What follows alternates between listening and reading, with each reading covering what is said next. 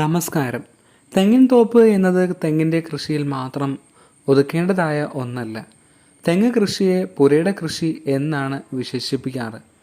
അതായത് ഒരു തെങ്ങിൻ തോപ്പിൽ ഒരു വീട്ടിലേക്ക് ആവശ്യമുള്ളതായ എല്ലാം തന്നെ കൃഷി ചെയ്ത് ഉൽപ്പാദിപ്പിക്കാം എന്നാണ് അർത്ഥം. തെങ്ങിൻ തോപ്പ് ഒരുക്കുമ്പോൾ കുറച്ച് കാര്യങ്ങൾ ശ്രദ്ധിക്കേണ്ടതായുണ്ട്. തെങ്ങിന് വളരെയധികം സൂര്യപ്രകാശം ആവശ്യമുള്ള ഒരു വിളയാണ് എന്ന് അറിയാമല്ലോ. തെങ്ങ് കൃഷി ചെയ്യുന്ന സ്ഥലത്തുള്ള ആവശ്യമില്ലാത്ത വൃക്ഷങ്ങൾ എല്ലാം ഒഴിവാക്കുക. അവ നിലനിർത്തിയാൽ തന്നെ പിന്നീട് അവ തെങ്ങിൻ്റെ വളർച്ചയ്ക്ക് തടസ്സമാകില്ല എന്ന് ഉറപ്പ് വരുത്തണം. അടുത്തതായി തെങ്ങ് വയ്ക്കുമ്പോൾ കൃത്യമായ അകലം പാലിക്കണം.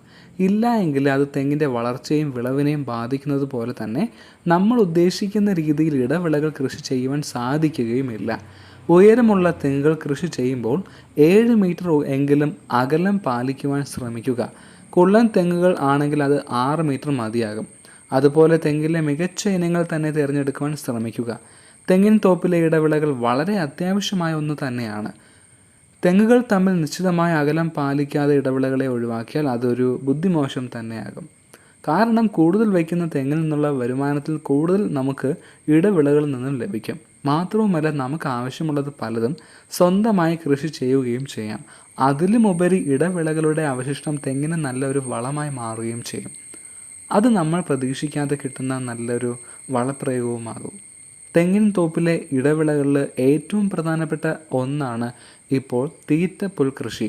തീറ്റപ്പുൽ കൃഷിയിലൂടെ കാലി വളർത്തൽ സാധ്യമാകും.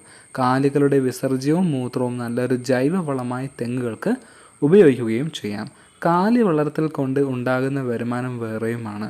ഒന്നുമില്ലെങ്കിലും തീറ്റപ്പുല്ലും നല്ല ഒരു പച്ചില വളമായി ഉപയോഗിക്കാം. ഒരു കൃഷിയുടെ അവശിഷ്ടം മറ്റൊരു കൃഷിക്ക് വളമായി ഉപകരിക്കുന്ന സംയോജിത കൃഷി രീതികൾ വേണം ഇനി അവലംബിക്കുവാൻ. കുറഞ്ഞ സ്ഥലത്ത് കൂടുതൽ വിളവ്, ഇതായിരിക്കണം നമ്മുടെ ലക്ഷ്യം.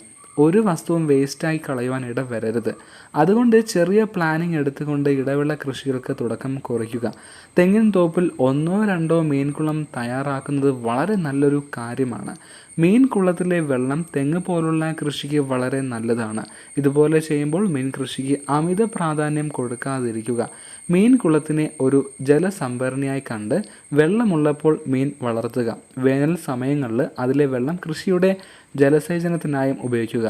നാച്ചുറൽ അക്വാഫോണിക്സ് എന്ന ഈ രീതി തെങ്ങ് പോലുള്ള കൃഷിക്ക് വളരെ ഗുണകരമാണ്. സീറോ വേസ്റ്റ് സിസ്റ്റം എന്നതായിരിക്കണം ഇനി നമ്മുടെ കൃഷി രീതി. ശ്രമിച്ചാൽ എത്ര കുറഞ്ഞ സ്ഥലത്തും നമുക്ക് ആവശ്യമുള്ള സംയോജിത കൃഷി രീതികൾ സാധ്യമാക്കി എടുക്കുവാൻ സാധിക്കും. നിങ്ങൾക്ക് ഈ വീഡിയോ ഇഷ്ടമായോ?